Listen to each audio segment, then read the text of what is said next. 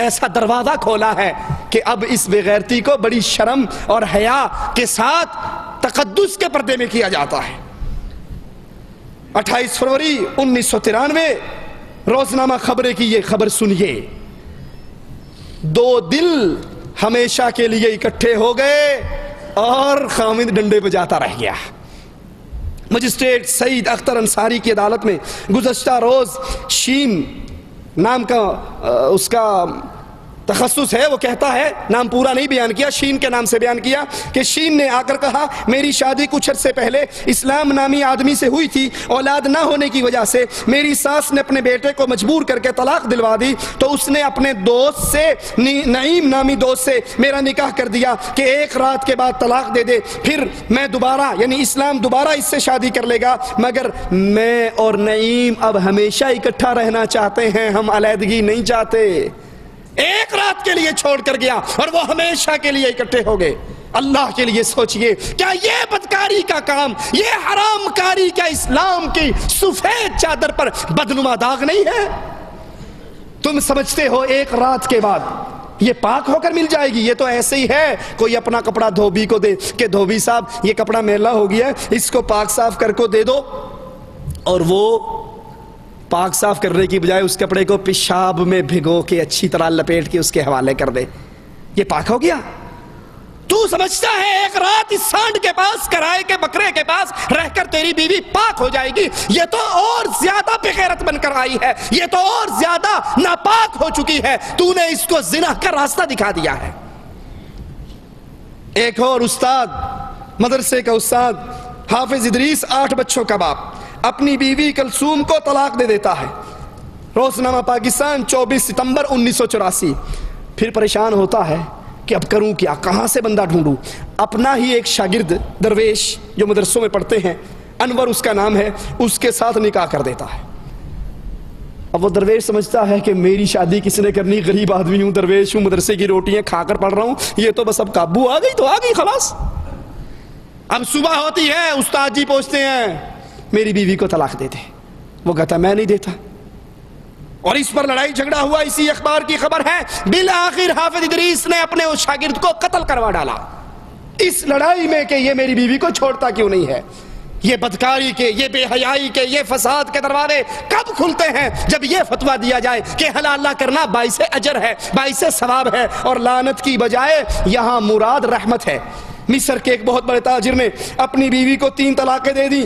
روزنامہ جنگ لاہور 18 دسمبر 1997۔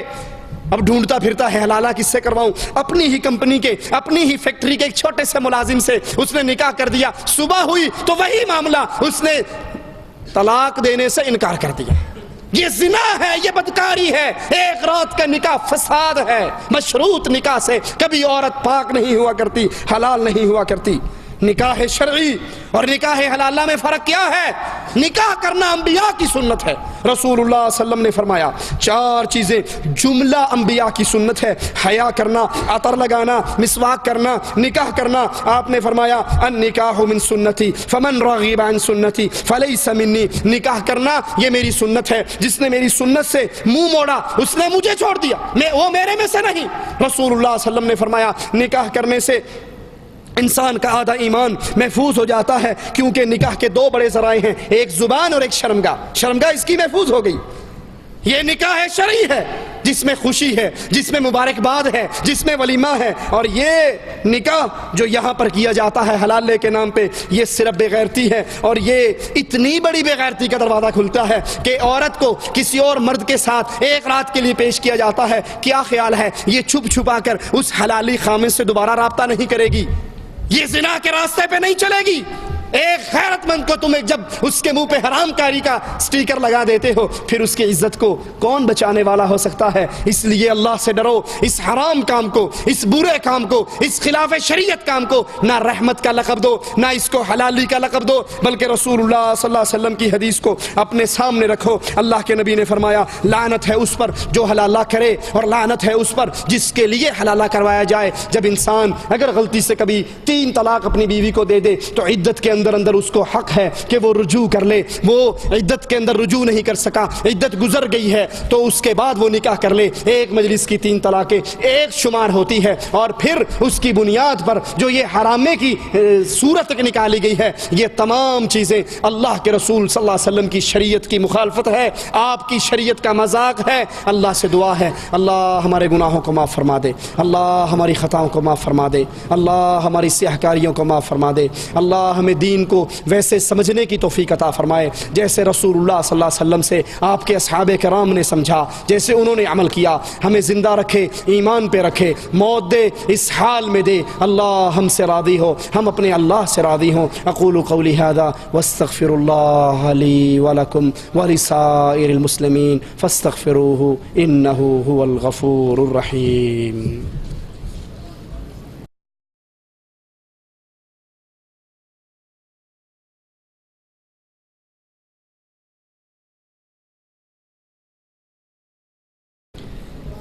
سوال ہے، اگر کسی آدمی نے کسی عورت سے زنا کیا تو دنیا میں اس کو سزا مل گئی، کیا اس کو پھر آخرت میں بھی سزا ملے گی؟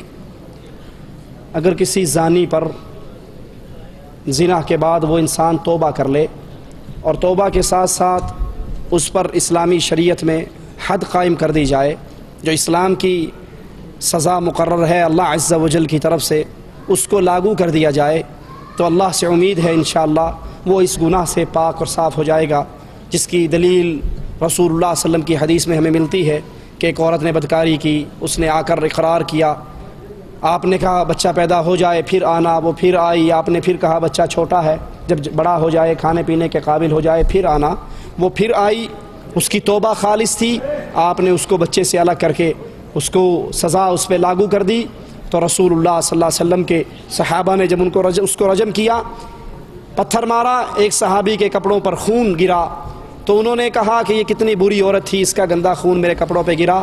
اللہ کے نبی صلی اللہ علیہ وسلم نے فرمایا کہ اس کو برا نہ کہو، اس نے ایسی توبہ کی ہے، ایسی توبہ کی ہے، اگر مدینے کے 70 لوگوں پر اس کی توبہ کو تقسیم کر دیا جائے تو وہ ساروں کو اللہ معاف کر دے گا۔ دوسرا سوال ہے، اگر کسی نے کسی عورت کے ساتھ زنا کیا لیکن اس نے روپیہ وغیرہ دے کر اپنے آپ کو چھٹکارا کر لیا تو آخرت میں سزا ملے گی؟ روپیہ دینے سے چھٹکارا نہیں ہوتا، اگر روپیہ دینے سے چھٹکارا ہو جائے تو امیر آدمیوں کو تو کام شروع ہو جائے، وہ جس غریب کو دیکھیں بدکاری کریں، روپیہ دے کے جان چھڑوا لیں، روپیہ دینے سے جان نہیں چھٹتی۔ یا تو اسلام کی حکومت ہو، وہ اس پر اللہ کی طرف سے اس حد کو جاری کرے، یا پھر وہ انسان چونکہ یہ گناہ کبیرہ ہے اپنے اللہ سے معافی مانگے اور اس گناہ سے اللہ اس کو معاف کر دے۔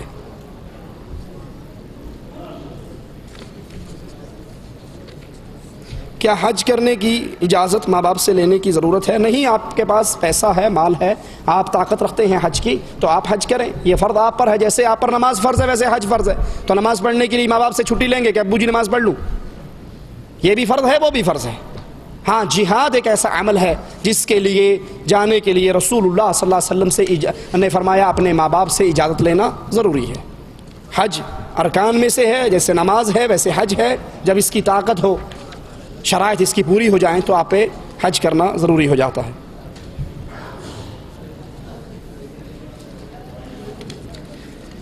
ایک آدمی نماز بھی باوقت پڑھتا ہے، موسیقی بھی سنتا ہے، تو کیا وہ ایمان سے خارج ہو جاتا ہے یا اسلام میں رہتا ہے؟ ساتھی خاموش ہو جائیں، اگر آپ بھی بولتے رہیں گے تو کسی کے پلے میں بات نہیں پڑے گی۔ یہ کتاب بانٹنے والے بھائی کو روک دیں، کتاب نہ بانٹیں، جب ساتھی نکلیں گے تو وہاں گیٹ پہ دے دینا، چھوڑ دیں۔ ایک آدمی نماز بھی پڑھتا ہے اور موسیقی بھی سنتا ہے، اس کے بارے میں کیا حکم ہے؟ موسیقی سننا گناہ ہے، موسیقی سننا گناہ ہے، اور نماز چھوڑنا کفر ہے۔ نماز کا تارک کافر ہے، موسیقی سننے والا کافر نہیں ہے، لیکن اس کو گناہ ہے، سزا اس کے اوپر تلوار لٹکی ہوئی ہے، تو نماز پڑھنے سے اللہ سے معافی مانگے، اللہ اس کو معاف کر دے اور اس برے کام سے رک جائے۔ لیکن اگر ایک بندہ موسیقی نہیں سنتا لیکن نماز بھی نہیں پڑھتا تو یہ کافر ہو جائے گا۔ ایک بندہ نماز پڑھتا ہے ساتھ ساتھ گناہ کرتا ہے تو یہ گناہ اس کے اوپر ہیں، توبہ کرے گا، گناہ کبیرہ ہے تو اللہ توبہ سے معاف کرے گا، اور اگر گناہ صغیرہ ہیں تو مختلف نیکیوں سے بھی اللہ عز و جل معاف کر دیتا ہے۔ طلاق 3 مجلس میں دینے کا طریقہ، کم سے کم 3 مجلس میں آپ نے، میں نے حدیث سنائی آپ کو.